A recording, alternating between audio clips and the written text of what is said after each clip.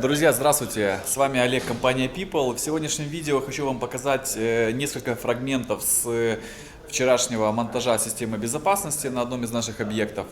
И скоро на канале People, на основном канале, появится, я думаю, достаточно такой большой часовой ролик о этом монтаже. Не то чтобы этот объект какой-то сверх там уникальный и сложный, а просто мы хотели детально показать там все этапы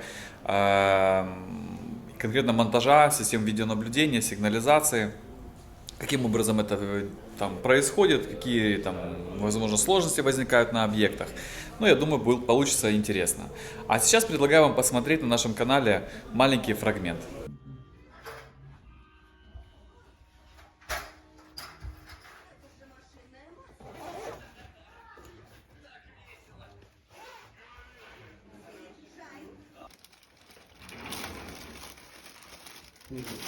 Роль не подходит.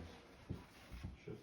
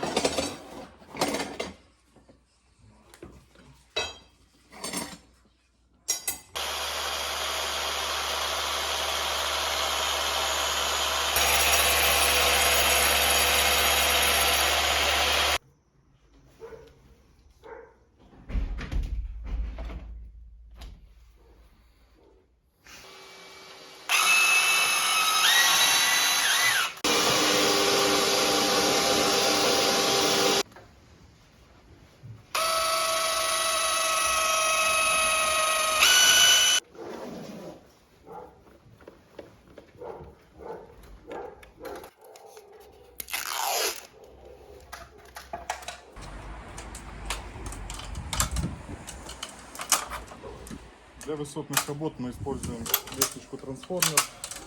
Очень выручает.